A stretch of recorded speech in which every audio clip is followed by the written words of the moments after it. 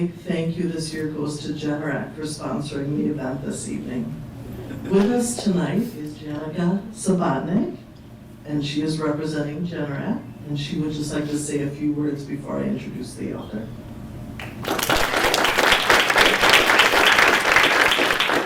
Good evening, everyone, and welcome to tonight's event.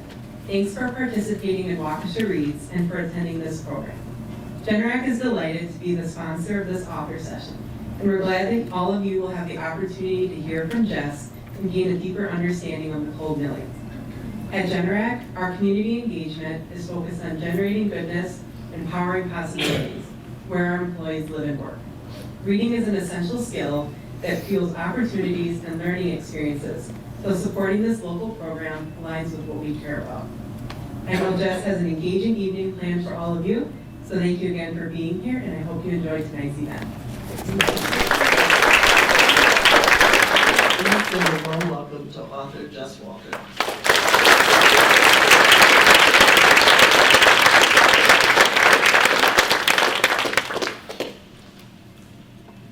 Thank you so much. Thanks for this amazing welcome. I've done a lot of community reads events, and this is so impressive, from lectures and original art, vaudeville and brown bags and all these incredible discussions. It's a little daunting, I have to say. You don't want to outdo the author that way. I just have a simple book, so but I'm so impressed. I think we're going to show a really short film that I made during the pandemic as a way to sort of talk about the book, but also bring people to Spokane. So I think we're going to watch that really quickly so that I can, in good conscience, deduct this from my taxes. So this film that I made. So please watch.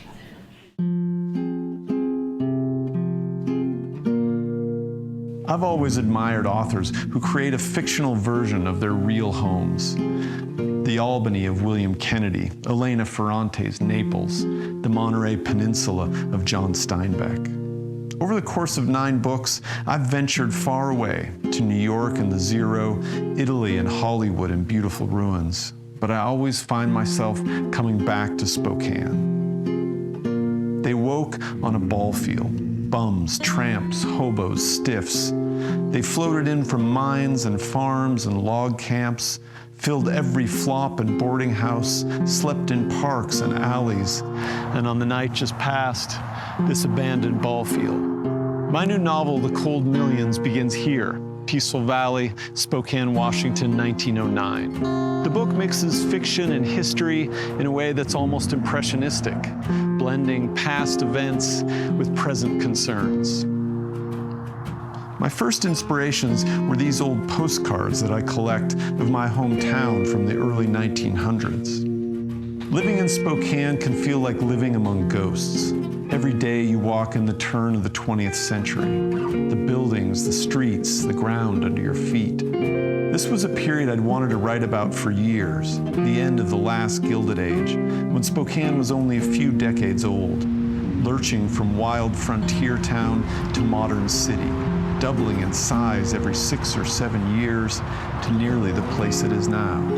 Buildings that now house thriving coffee shops and brew pubs were once a mix of brothels and bars, banks and boarding houses, vaudeville theaters and flop houses for miners and farmers.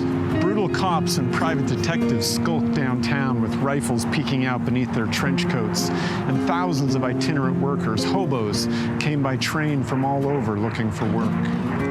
This is the postcard that first sparked my imagination. As a writer, you stare at something like this and you can't help but wonder about the details, the things that live behind the official history. The packed streetcars, the casinos, a woman in white moving across the frame, a man walking down a side street. This is where the novelist steps in to ask, what are they all doing down there? The story I set out to tell was based on real events. The free speech riots of 1909 in Spokane, and the Wobblies, the industrial workers of the world, the first union to take women, freed slaves, Native Americans, anyone with a job could be a wobbly. It's a story of social unrest, of police brutality, of deep inequality, of the ache of wanting a better world, issues that resonate today. The IWW was outlawed from speaking and organizing on the streets. In Spokane, Wobblies staged the first successful nonviolent protests in U.S. history, a model for civil rights leaders and other peaceful activists. Speeches dissolved into riots, police and private goons beat protesters, there were mass arrests, 500 people locked up, the jails so full they threw prisoners in an old high school. The Cold Millions is the story of Gig and Ride Dolan, adventuring vagrant brothers who get swept up in this turbulent class warfare. It's also the story of two women they meet, Ursula the Great, who sings on a vaudeville stage with a live cougar, and the labor activist and suffragist Elizabeth Gurley Flynn, a courageous, pregnant 19-year-old who comes to Spokane to lead the fight for justice. My research involved books, academic papers, letters, hundreds of newspapers. But in Spokane, you can walk right through history, like walking through a neighborhood filled with the mansions of mining magnates. Or a simple clapboard house where Spokane's police chief was shot to death through the window by an assassin. The ghosts are everywhere. Even though it's fiction, I began to think of this novel as a loose origin story for my hometown, connecting the place we are now to the place we were then. But it's also a kind of origin story for my own working class family. Both of my grandfathers were itinerant workers in the West who found their way to Eastern Washington a generation later. My dad was a steelworker and union leader for 40 years. It's the truth of both history and historical fiction, I think, that the deeper you look into the past, the more you find yourself encountering the present moment. I know that was the case with the Cold Millions. These themes, the nature of progress, our endless struggle for social equality, they churn at the heart of this novel the way the Spokane River cuts through my western city, unceasing and inevitable, carving a path through time and stone to the ocean. Thank you for visiting my town. I hope you enjoy the Cold Millions.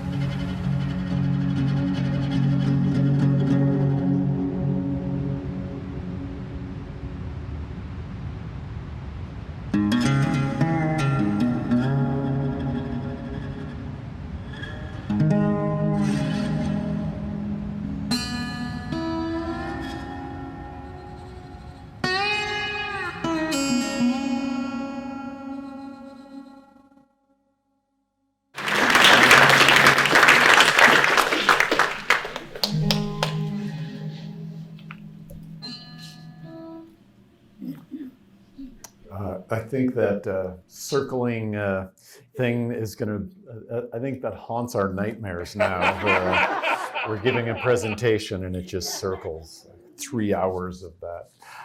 Thank you so much, and thanks for coming out to talk about this book, which I spent years and years on, as I tend to, thinking about it, researching, and finally diving in. There's so many different aspects that lead me to write a novel, 4, 5, 6 different things. But I think because my dad just passed away this summer, I'll start with him. You saw a picture of my dad there, who indeed worked for Kaiser Aluminum for 40 years and was a 9th grade dropout. I'm the first, not only the first college graduate in my family, but the first male to graduate high school. And yet my dad was so supportive of what I did. He didn't entirely understand it until, in fact, he was giving me the want ads up until just a few years ago with jobs circled. And I remember when I would first venture out on book tour, I would say, yeah, I'm going out to, on book tour. And he'd say, well, what do you do on book tour? And I'd say, well, I go to colleges and I go, to bookstores and I go to cities and I give readings. And he got this look. He said, you wrote the damn thing? You have to read it to him too? So I assured my dad that I only read a very little bit, and that seemed to make him happy. But Often when I'm writing, I'll write in my journal. I'm an inveterate journal keeper. I love just jotting notes, and I wrote some great notes at the Guinness House pub today over a pint earlier, and it's a place I love to sort of start. And one of the things I'll often do is write a sort of large idea for what I want to write. And with this book, for instance, with Beautiful Ruins, my mom had just passed away when I started that book. And I wrote, I want to write a book my mom would have loved. And with this book, my dad was not a big fiction reader. He loved nonfiction, but he did love adventure stories, cowboy stories, noir. He loved that kind of stuff. And I thought, I want to write a big labor adventure novel that my dad would love. He was also, as I said, a union president, and at his funeral, I was reminded what it was about my dad's union involvement that I loved. I'm a big believer in unions, in part because I'm so committed to the idea of economic equality. If you look at what's happened to economic equality since the demise of unions, you'll see this chart where the wealthiest have gotten much larger portion and the middle class has shrunk. I don't think that's a coincidence. But all politics aside, there's also something about the idea of community and fairness that drew me to the story of the Wobblies. This wasn't a political story, this was a community story. And I thought of that at my dad's funeral when this guy came up and he had this thing in his hand and he said, I worked at Kaiser and your dad ran for union president twice and I never voted for him. He said, I liked the other guy. The other guy was slicker and your dad was, just struck me as just another worker. And he said, but then I got laid off. And in 1980, for the anniversary of the plant, they gave us all silver belt buckles. And your dad saw me in the bar and he took off his belt buckle and he handed it to me and he said, you deserve this. He said, and I had never voted for him after that. And anyway, he had the belt buckle in his hand and gave it back to me. And he just said, what I knew about your dad is he cared more about all of us than about himself. And that was what being in a union family meant to me. My dad would take no crosstalk from my friends. If someone was bullying someone, if someone said something racist or mean or anything, my dad was out the front door and grabbing them by the ear. And so I wanted to write about the origin in my hometown of labor. And I wanted to write what I felt like was the last Western. This period in Spokane is still there. There are cars on the street, but there's still horses and buggies. The novel begins with a real thing that happened, a police officer, Waterbury, being shot on duty. And it ends with something that really happened, the police chief of Spokane being shot in his own house, that house that you just saw. And so I wanted to sort of encapsulate that last moment when this wild frontier town still had shootings on the street like that. Another thing that I really wanted to try to do with this novel was to write what I thought of as a contemporary historical novel.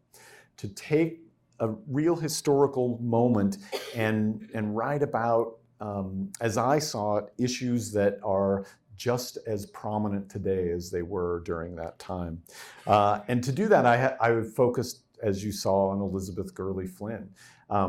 I talk about wanting to write a Western. Our house, when we were in 5th grade, we moved back from this little cattle ranch, and my dad decided that he was afraid that my brother and I would get soft, so we brought 7 cows with us. They were actually little calves that we bought at the auction, and we put them in the backyard, and I was just horrified. We'd finally moved back to a town, and here we were with this little suburban bonanza, these 7 calves in our backyard.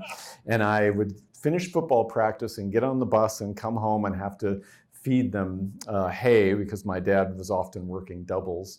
And in that backyard, one by one, these calves started dying. They had been taken from their mother too soon. And so they got what's called shipping flu, this kind of dysentery that cows get. It was horrible. And I just said, Dad, we're living in a town now. Please, no more cattle. But the other great thing about this house is it was next to a drive-in movie theater. And I still remember when, right after we moved in, we had this sort of flat roofed garage. And so my dad got the lawn chairs out and we all climbed up. Now, if you remember how big drive-ins were, we are like the highest seat in center field, and the screen is like home plate. And so we're up there watching this little postage stamp. But I remember my dad's favorite movies to watch were Clint Eastwood movies. He loved Clint Eastwood movies. And I was about halfway through working on this novel about social justice, about activism, about how to try to make a better world. And it dawned on me, Elizabeth Gurley Flynn is my Clint Eastwood. She rides into town, she battles the powers that be. I don't recall Clint Eastwood ever demanding the emancipation of the vagina, but still, they would have been much better movies if he had. So writing that kind of big rollicking story also felt like a really 19th century thing to do. The entertainment then just varied, as I say in Spokane, from the highest high of literature to the lowest low of vaudeville. I also wanted to write about income inequality. As I said, that's a big issue for me. I live in a city that battles that kind of poverty. And for years, people in Seattle looked down on Spokane because it was a poorer place, a cheaper place to live. And I always felt there was a kind of moral good about a place where a teacher could afford a house, where a police officer could afford a house. That's not true anymore in Spokane. It's not true very many places. And to me, these are issues that bedevil me in a way that made me want to try to write the novel. I also wanted to write a novel about my hometown. I don't know how many of you are writers out here, but if you're a writer, you owe it to yourself to look at the most interesting period of your hometown. And for me, that was this period in Spokane.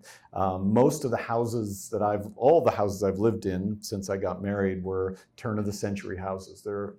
Spokane grew, as I say in that short film, Spokane doubled in size every 7 years. And so if you can imagine the housing stock that was built then, one of my favorite things to do to my New York friends is show them pictures of my 1905 house that sits on 5 lots with a carriage house and an elevator, and tell them I paid $230,000 for it. The envy is better than any literary award I could win. But writing about that period of Spokane and that period when reporters flocked to the city to cover Elizabeth Gurley Flynn's trial, when the free speech movement really rose out of this union action, this labor action on the streets, it was thrilling to see my city in that realm. And it was thrilling to do that kind of research. This was a novel that I researched on my bicycle and in the library. I love your library. You probably saw in the film there's a Carnegie Library that I'm standing in front of, which looks so much like the photo here. I think we might have had 2 more pillars, and our pillars are still up, but our Carnegie Library is now an architect's office.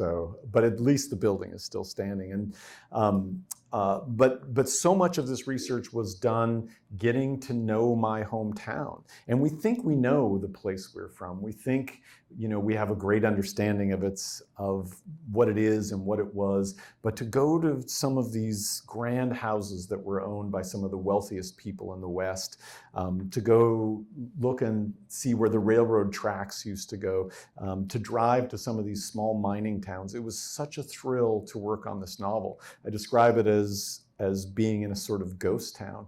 But I still remember the day I rode my bicycle over to John Sullivan's house, the police chief who was shot to death. And that moment, sitting in front of his house, looking through the window where an assassin shot him, and thinking about him, looking down, seeing the bullet in his lap, setting it on the table, getting up and calling in his own police department and reporting a gunshot at his address, and having the dispatcher say, "But John, that's your address." And he said, "Yes, I was the one who was shot." I could just feel that whole thing play out. And one of the really thrilling things for me in Spokane is to watch how the city has embraced this too. This isn't a period that is taught in schools. In fact, because so many labor leaders later became members of the Communist Party or leaders of the Communist Party, and because, of course, the Soviet Union was one of the most repressive regimes in the history of the world, I think so many of those early labor leaders have kind of fallen out of favor. And so to me, it's a period of history that's slipped through the cracks. Schools go straight from the Civil War to the Great Depression. You know, they might spend an hour on, mechanization or something, but to me, it really seemed like something that needed to be learned again. And it was a lesson when I got invited to speak at a school called the Community School in Spokane. Now, the Community School is for what we used to call the tough kids, the kids who haven't done well in traditional learning. They're bored, or they're maybe they're truants, or maybe worse, but they've sort of failed at some of the other schools, and so they're at this school called the Community School. Well, they decided that for their history class, rather than teach them Greek history or Roman history, that one thing they would do is give out the Cold Millions and have them read it. So the head of the history department said, now usually we give them books to read, and I have to tell you, they just sort of give us a look like that's not happening. He said, so I brought both history classes. We walked from the school to Chief Sullivan's house. We stood in front of it, and I read that scene. And they all stared at the house, and he said, I've never had this happen, but the very next day a student said, can we have more class reading time?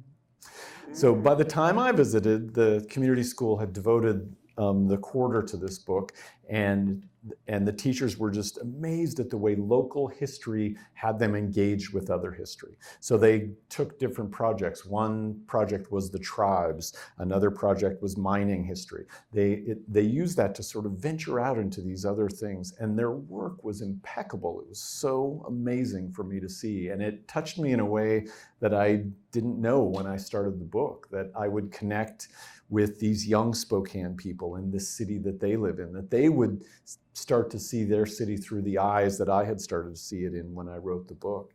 And my very favorite part, I play basketball with this group of guys at the YMCA, and the community school does not have its own gym program, its own PE program. And so they all wander down to the Y to do their PE class. And so I had just finished torching a bunch of old guys in basketball, as I am wont to do. And we were leaving the Y, and we walked outside, and here comes this scruffy group of kids that looks like they're auditioning for a music video or something, mohawks, and one guy had a sheathed knife, and my group of basketball players kind of took a wide berth around them, and all of a sudden this pack of kids, one says, hey, you wrote a book.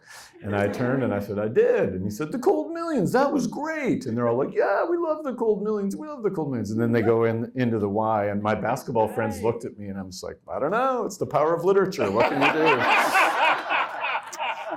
So that was the greatest ending to having done that. I think the other thing that really led me into this book was language, quite honestly.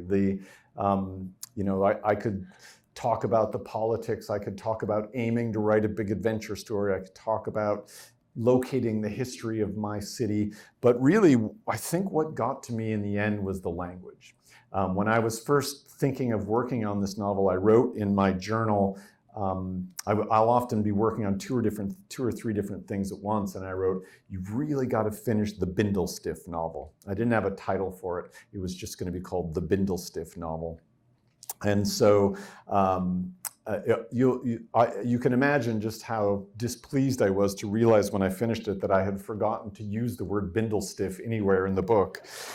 But the language of that period felt to me so rich. And when I'm writing, I'm very much thinking almost like a musician. And the words are like notes that I really love the sound of.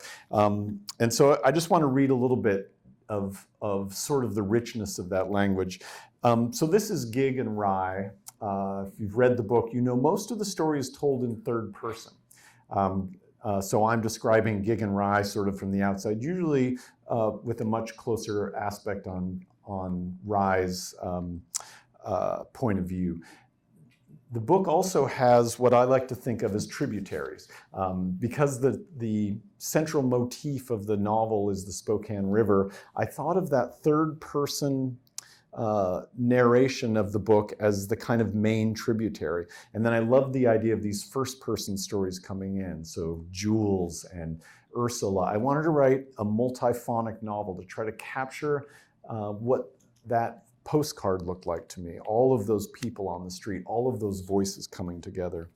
But I just want you to listen to some of the great sounds and words that have fallen out of favor, that we don't use as much anymore. This is Gig and Rye and their life as itinerant workers.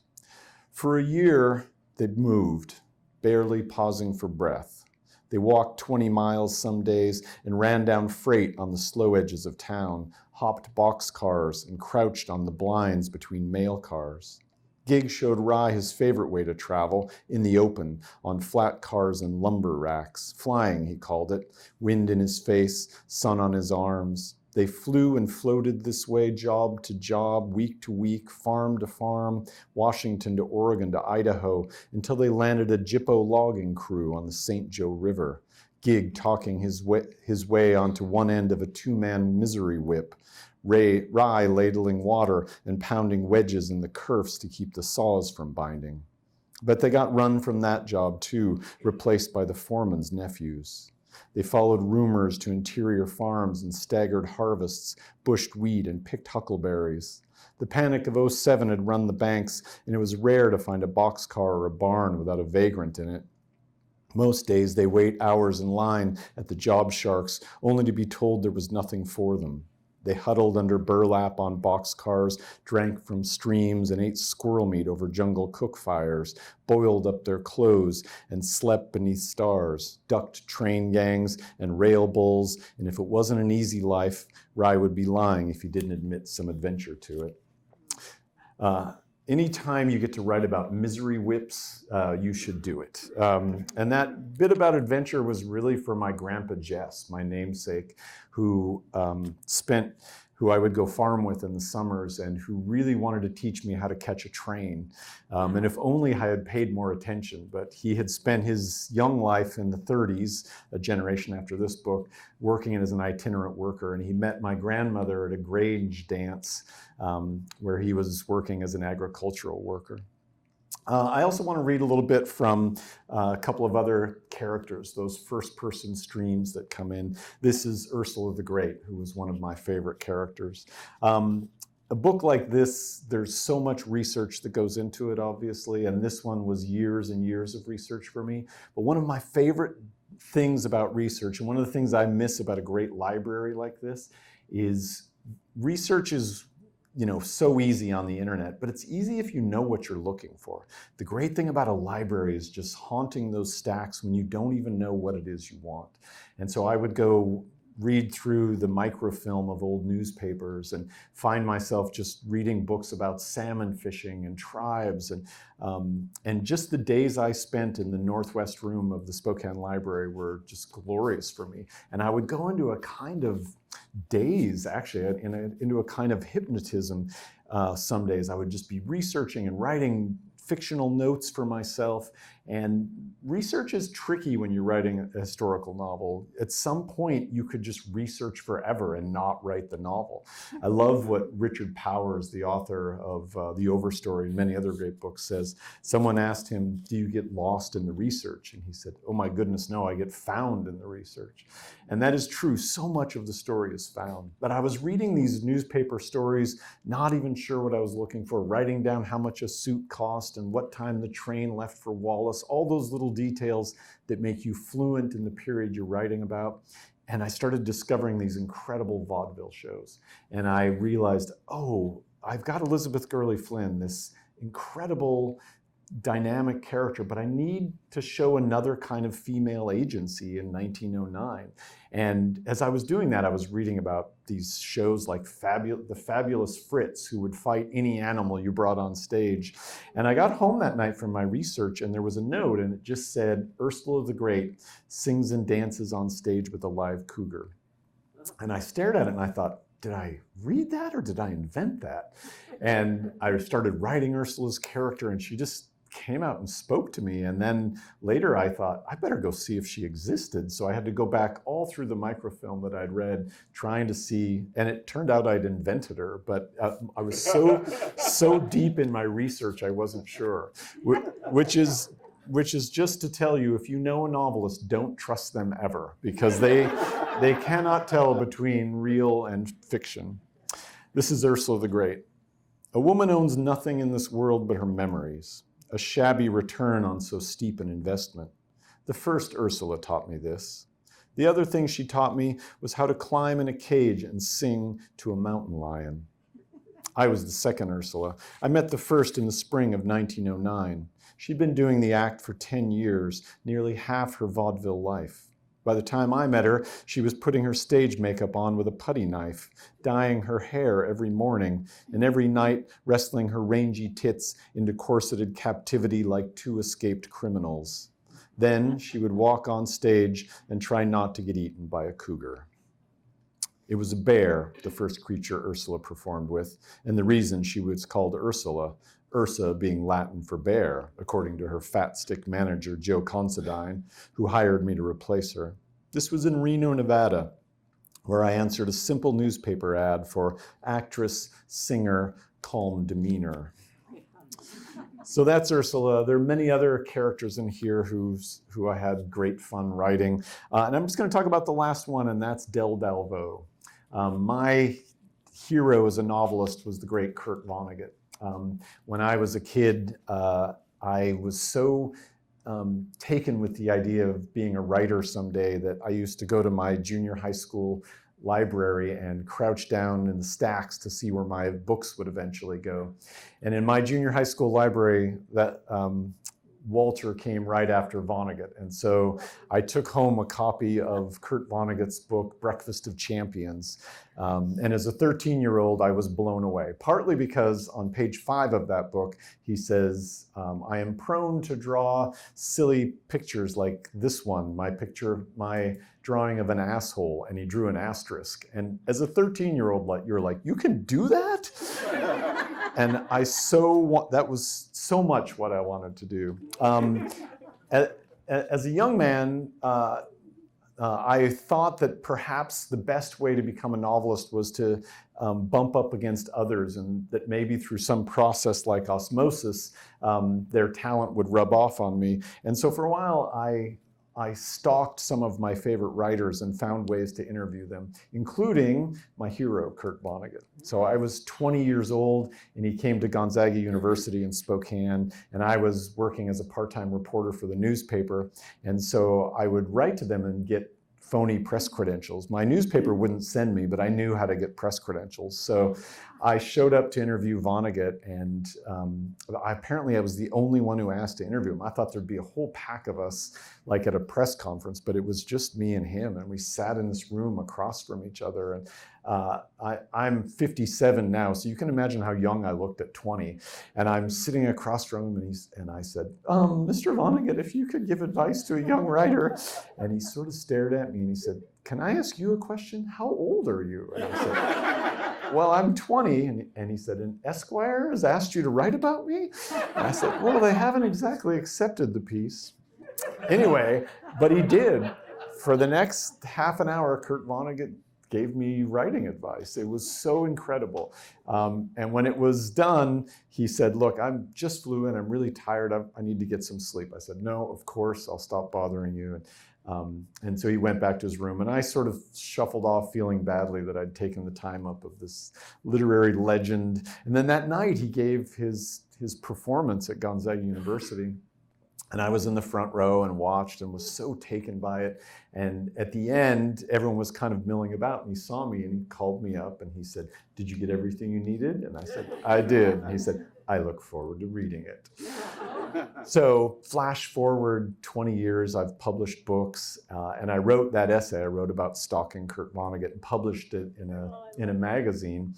And what should arrive in the mail one day but this brown envelope, and on the outside it said Vonnegut, 48th Street, New York. And if you know anything about Kurt Vonnegut, you know that he smoked Pall Malls his entire adult life. And he said famously that they'd been threatening to kill him forever, and they still hadn't done it. He thought that was a terrible misstatement of what those cigarettes were supposed to do. But anyway, it smelled just like cigarette smoke. So I tear into it, and it's a leather-bound copy of his novel, The Sirens of Titan. And on the inside cover, it says, "To my fellow novelist, Jess Walter, this is the one book of itself that wrote it. This is the one book of mine that wrote itself. All the others refused. Your friend, Kurt Vonnegut." And that moment was so profound and powerful as a kid, as a working class kid dreaming of being a novelist, having someone just take that time and talk to you, that a couple things have come out of it. I try to answer every email I get to talk to young people, especially when they want to talk about writing. But I also have looked back many times at Kurt Vonnegut's advice. And one of them was to put a villain in your story. He said he'd never been able to do it. And I really have trouble doing it too. I end up sort of liking my villains and giving them depth. But I did try to write this villain, Del Dalvo, and I decided he would be a Pinkerton, one of the detectives from that period, who I'm sort of enthralled by.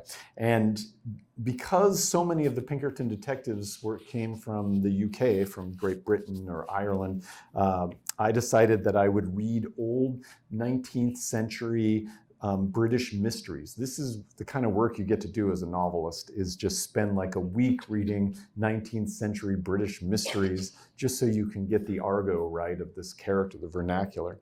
And so this is Del Dalvo, my villain.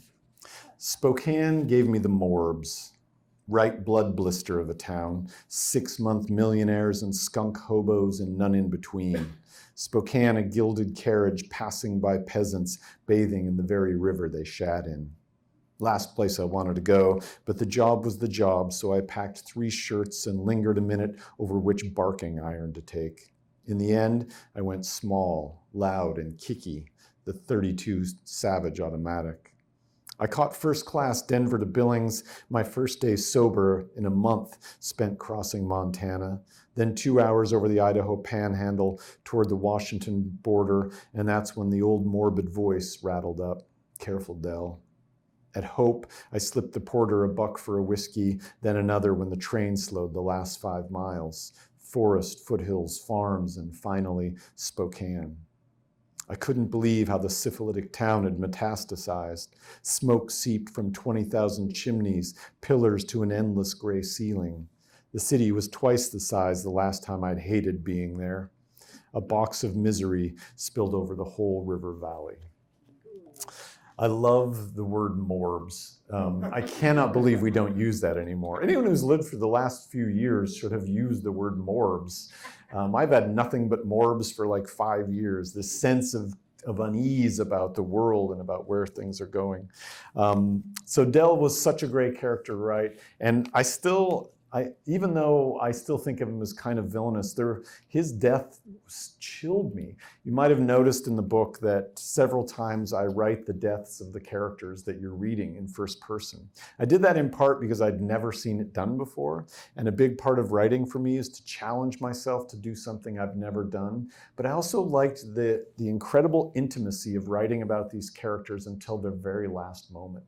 And weirdly, the one that moved me the most was Del's, probably because a guy has a knife in his side and is steering him like the tiller of a boat, which was an image you're both sort of proud of and a little horrified by when you come up with it.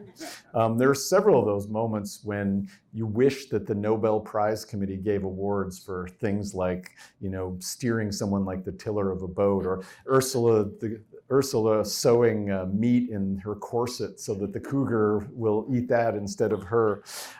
But that very last moment with Del, I was writing and I'm like, even Del wants to see his daughter again. And then there are these always surprising character moments when Del misses his grandson, who is 4 or 8, he's not quite sure. And I realized what a horrible grandfather Del had been.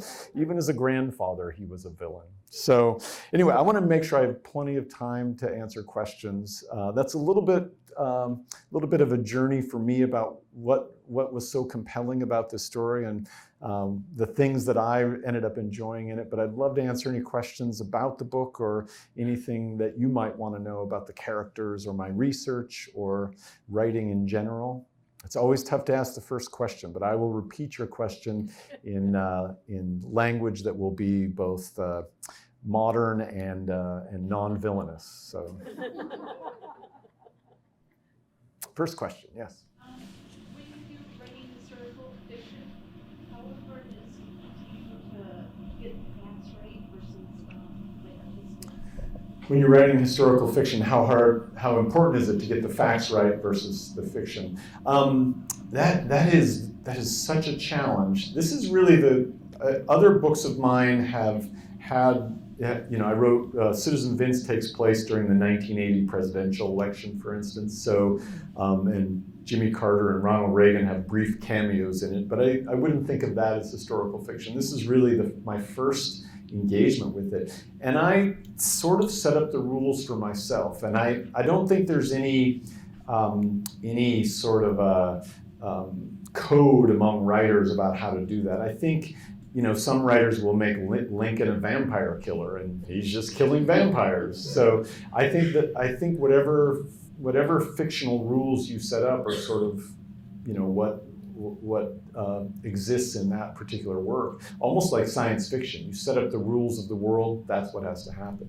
But with this case, with this story, I felt a real responsibility. Elizabeth Gurley Flynn has sort of faded from history.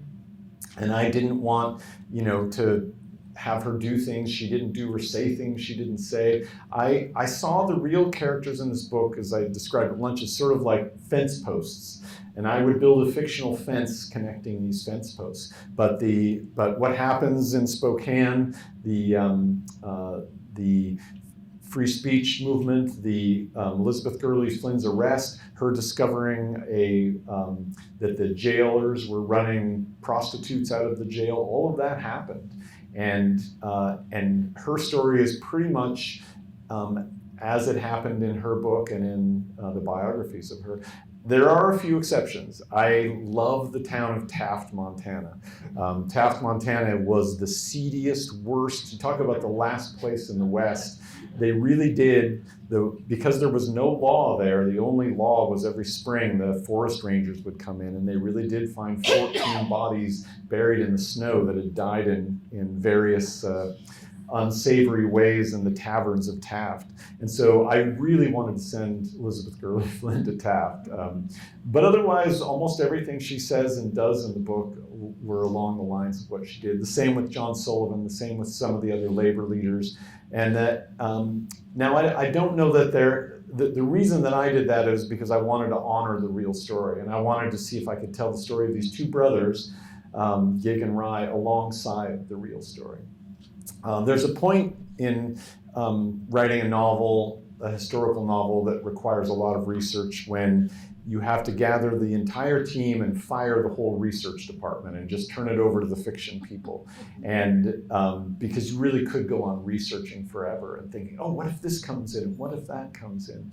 But for me, that honoring the real story and honoring a person who I felt should be someone that certainly people in Spokane and I felt around the country should know about made me really want to try to get her story right.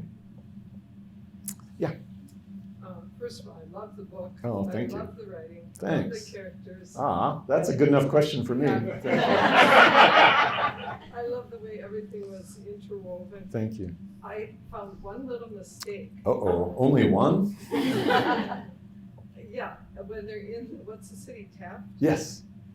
And you said that they didn't do lumbering in the winter, but that's when they did most of the lumbering. Oh, is that true? And yeah, Wow. and the reason I know that is we have a place up north here in Wisconsin. And, Yeah. they talk about how in the winter they would cut the wood, put it on the lakes. Yeah. And then, you know, if it was on a river, they could haul it down in spring, but.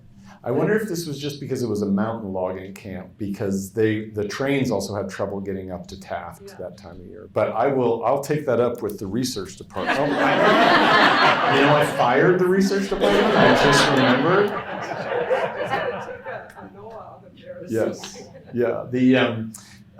In my book, Beautiful Ruins, I have this scene where Pasquale is living on this cliff, and he envisions building a tennis court so more people will come to his resort in the Cinque Terre in Italy, and then he realizes, but the tennis balls will just fly off the cliff into the water, and so he's sitting there imagining all these yellowish green tennis balls bobbing in the water. I must have gotten 20 emails. In 1962, tennis balls were white, and I just wrote back fiction. So, and also Pasquale doesn't know what color tennis balls are.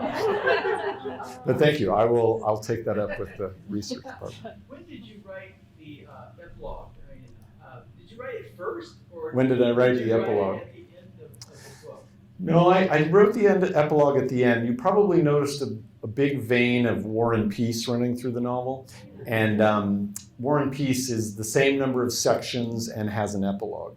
And so I had always sort of thought it's not the most contemporary way to write a novel, which sort of thrilled me. I love looking in the past for innovative craft techniques that maybe have been forgotten. So I did write the epilogue at the end of the novel. The only thing that sort of predated the novel, I actually had the beginning of the novel for a long time. I had these two guys waking up on a ball field forever. And it took them forever to do anything except wake up on a ball field. And then I started playing around with those first-person stories. And I wrote a short story that ran in Harper's called Plant's Ferry, which we were talking about the sort of Huck Finn of it all. Two guys stealing a ferry, and this ferry really existed in Spokane at that time. And I love to sort of write gentle homages to literature that I love. And so the structure echoing War and Peace, a little echo of Huck Finn, and probably my favorite novel of all time is 100 Years of Solitude by Gabriel Garcia Marquez. And I realized that if I started the novel in 1864 and I ended it in 1964 with this epilogue with Rye as an older man, just finishing work at the very aluminum plant that my dad started work in that year, a year before my birth, it felt like I'd completed this circle in a way, and had really told the entire history of Spokane from Jules, the Spokane tribal member, the Native American who sees before a town is even there, and watches this guy ride this wild trip down the river to the falls, all the way through Rye, who walks along the river where his brother, of course, has gone over in a car the same way that raft goes over. I hope I haven't given the ending away for any of you who haven't finished it. And then it ends like Reservoir Dogs. They all shoot each other. But that I love that sense of kind of storytelling symmetry, and to honor the books that I had that I loved as well. But writing an epilogue that many years later was really interesting for me, and I ended up loving it. I felt like writers sometimes are sort of stingy for not telling you what happened to the people. They're like, it ends at that last gesture, and I can understand why that happens. But I loved seeing, Rye as an adult. I loved that he. I really appreciated that he loved his kids but didn't always like them. I loved, his last glimpse of Ursula as she walked off. I mean, there were those. I think to spend it's one of the great joys, I think, of fiction. It's really a temporal art. You are with these characters for an amount of time, and that time affects the author too. Working on this book, researching it for 5 or 6 years, writing it for two and a half I felt such attachment to those people, and it was really kind of nice to see Rye at the end. Now, you may have noticed in those chapters where a character dies, there's a date alongside them. And that last epilogue, that last chapter says Rye 1964. And so I imagined that he and Elizabeth Gurley Flynn passed away the same year. And we don't see his last moment, but I imagine we were sort of near the end of it. And I also love the idea of, having kids not know that you once ran with the president of the Communist Party USA. I just thought it would be great to tell my kids that. It'd be like telling them I was at Woodstock or something. They would, of course, say you were only 4 years old, but still would be a big surprise to them. So, yes. Oh, I'll go all the way back, front, back. So, we'll start in the back. Yes. Yeah, you. Sorry. Yes. So in contrast to the epilogue, I'm curious about the prologue. Yeah. The very first section where you wrote the story of Waterbury Yeah. and his death.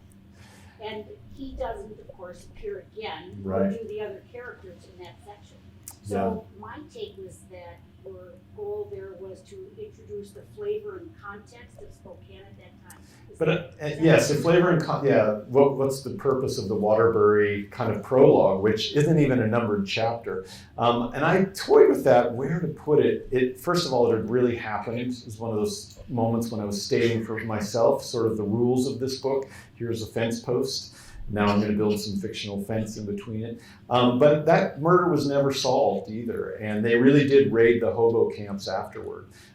Later, when I created the character of Early Reston, I loved the idea that he may have been responsible for Waterbury's death, that his job was to rile these people up. There was a shady character in the early 1900s named Harry Orchard, who was involved in the bombing of the former governor of Idaho.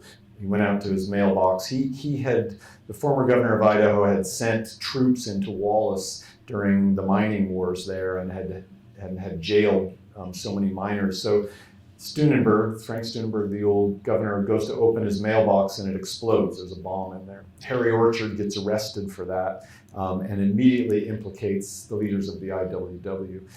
But Harry Orchard would also sometimes work for the Pinkertons, would sometimes work for the detectives. And this shadiness, this ambiguity about this character really filled me with a kind of envy as a fiction writer that we have to know everything. And I thought, what if I don't even know myself if Early Reston killed Waterbury?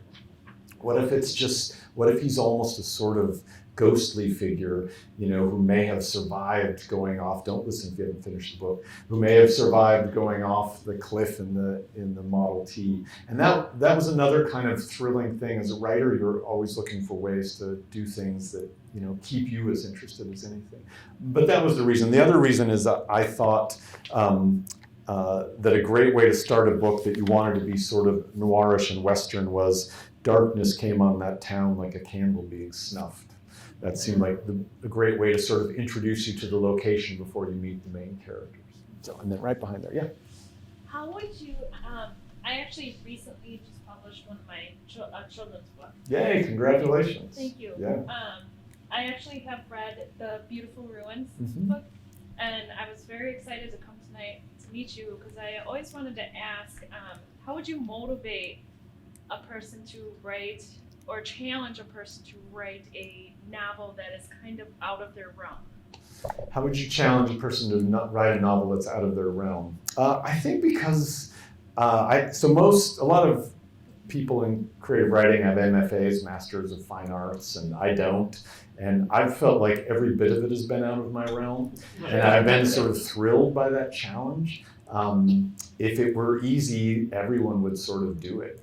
And what I finally come to is a sort of I have many friends who are in bands, and the thing I've noticed about them is not one of them, when they go to play, ever says, I'm going to work. They say, I'm going to play.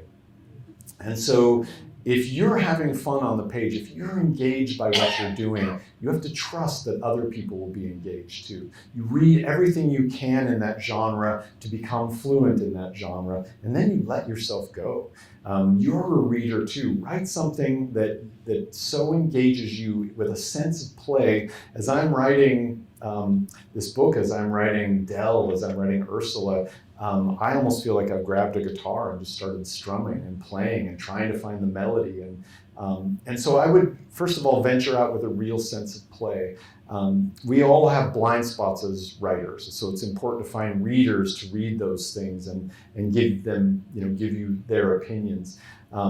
But that challenge every day of writing in my journal and telling myself, if you've read very many of my books, you'll know I don't repeat myself ever. I've written nonfiction, crime fiction, literary fiction, I don't know what the cold millions, historical fiction. I love that challenge. And to me, that's the great thrill of writing, is nobody knows how to write a book until they write it. And no book is like any other. Every time I start one, I think, how did I do this before?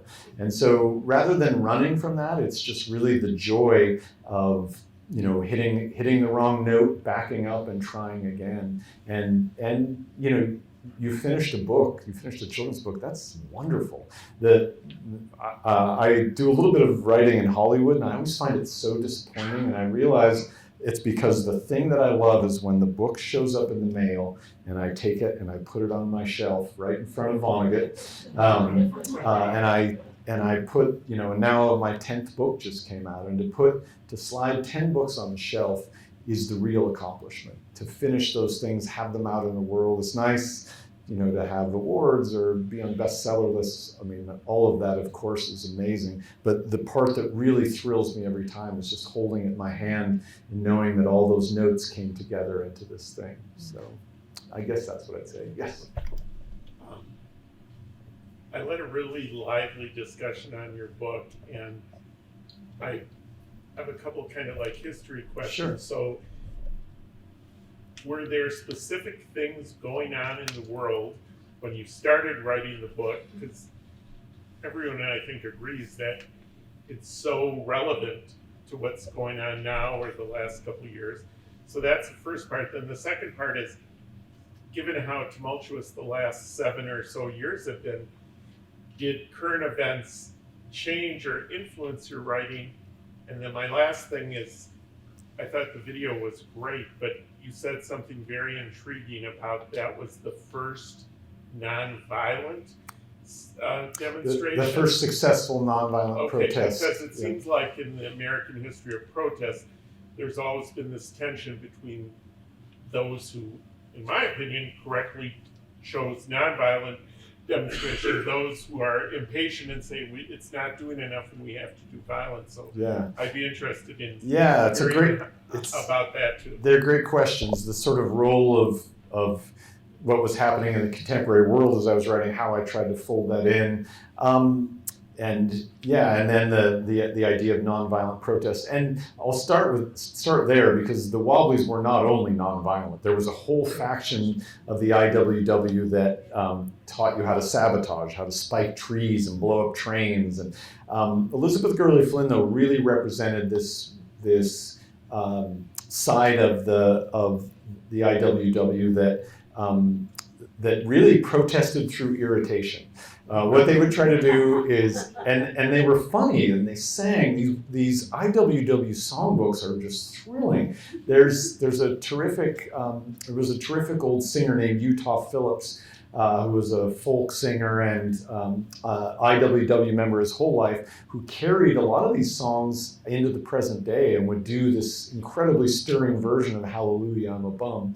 In which he would always talk about Spokane. It was my favorite. He would, in the middle of the song, he would just stop and say, "So there I am, sitting on my porch in old Spokaloo, Spokane, Washington, and my neighbor says to me, 'Hey, Utah, why don't you have a job?' And he'd say, 'I don't know.' And my neighbor would say, the next day he'd see me, he'd say, 'You know, Utah, you really ought to go to work.' And me being taught the Socratic method would engage him and say, 'Why?' And he'd say, 'Well, if you work, you can make money, and you must want money.' And I'd say, 'Why?' And he'd say, 'Well, if you make enough money, you never have to work another day in your life.' and then Utah says, and I said, 'What do you think I'm doing now?' So anyway, this sort of side of the IWW was performative, and they would get thrown into jail, and then they would sing. And they would be so irritating in these downtown jails that they would just finally turn them loose, you know.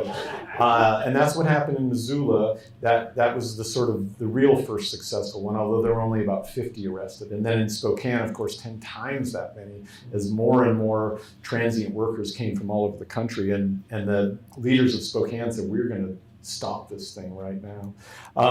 So yeah, it is considered the first successful nonviolent protest in American history. There were many other strikes, of course, but this was just a street protest. And because it is really about, it's really more about free speech than even labor. I mean, really, what they were saying is you can't, if the Constitution means anything, it's that we can gather and give speeches about these things. And so as far as what was going on in the world, it was very much, from the George Floyd protests through the 2016 election, through the storming of the Capitol, was this period of real civil unrest. And what did that unrest mean? What did it mean for people to protest, especially young people?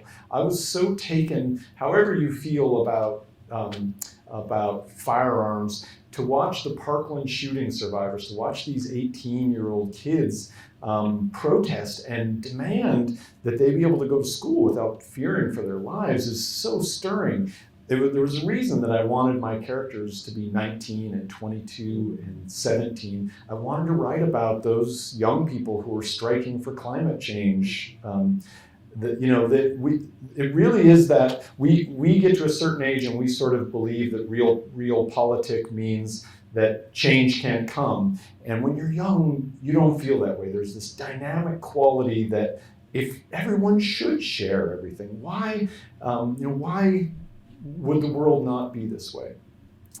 The two scenes, there was a time when this was such a Western that I believed maybe that it would be called Nothing West of Dead. There's a line in the book in which another hobo tells Rye to get off this train before Spokane because it goes on to Seattle, but there's nothing west of dead, which is how tough the town was. And as I was writing the novel, I had that scene in Lem Brand, the millionaire's house, where he's sitting in the library and of course the floor is heated through radiant heat, and he's sipping brandy and eating cookies, and he looks at this library, which as a kid, libraries for me were the very vehicle and symbol of aspiration. It's where I aspired to be something. And I come into a library still, I just get sort of choked up. And so I'm writing this scene, and Rye's sitting there and he's looking around at all these books, and he asks if Lem Brand has War and Peace because it's his brother's favorite book.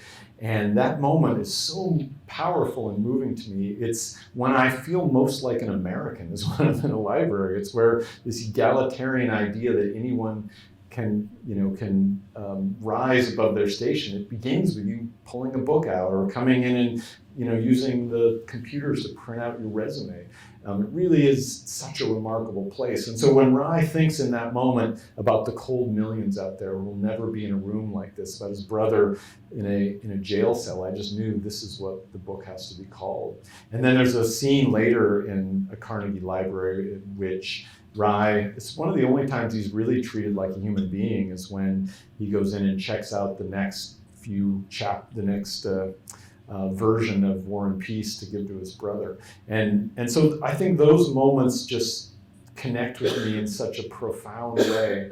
And again, I wanted to write novels can certainly be political, and I, of course, have my own politics. But I think what makes us really engaged in a novel is to meet people and to follow those characters and to see what their lives are like.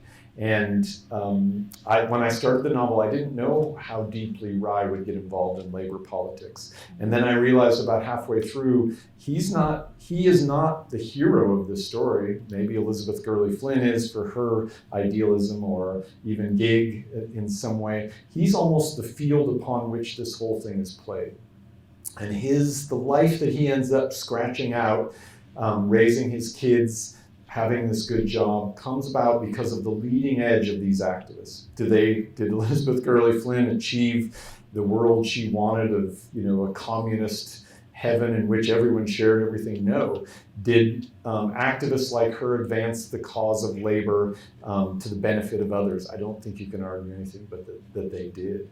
And so, yeah, I very much had those kind of young activists and my own children, in mind, who are so good at lecturing me about everything that I should do and that the world should be. But I wanted to honor that impatience in them and that desire, to create the world, a better world now, to not wait until political winds shift. I hope that answers that question. Yes, thank you. Yeah. Yes. So, since it sounds like there won't be a sequel, and in some ways, the storytelling, it really didn't end. And so the question I have for you as the storyteller is, does Rye tell his kids? Do they get it? And what difference does it make in their life? Wow, that's a big question. Does Rye tell his kids, and do they get it, and what difference does it make? I do think the novel ends, actually. I think the action of the novel sort of ends with Elizabeth Gurley Flynn being acquitted, and with Gig sacrificing himself to save his brother in that brief moment. I really wanted to write about brotherhood. I have a brother, and so I was thinking a lot about that. And then that larger question of brotherhood, the way that a union talks about it as brotherhood of men and women with common cause. The epilogue maybe does confuse things. I don't get the sense that that Rye tells anyone except his daughter, who's the best baseball player and the smartest. And I could imagine him telling her about Elizabeth Gurley Flynn.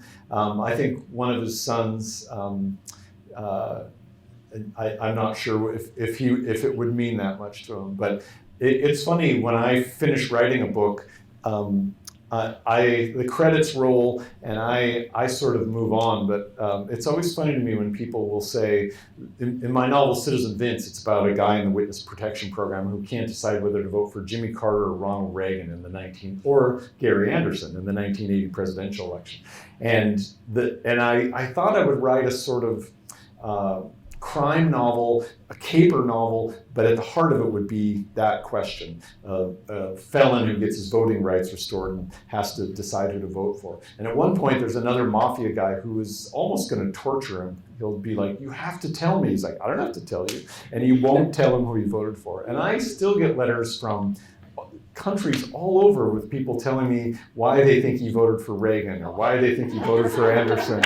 And I sometimes want to write them back and say, I just made this all up, right? Like, he didn't really vote for anyone because I stopped writing at that point. But as I was writing, I sometimes think like a filmmaker, and I remember as he was about to push the button down on which thing he voted, I imagined that I was doing one of those high shots where the camera just rises up, almost like Citizen Kane, like all the way above, so you don't see who he votes for. And I liked giving that character that little bit of privacy. So at the end of this book, I feel like Rye is at a kind of peace with his life. Whether or not he tells his daughter, I'm not sure.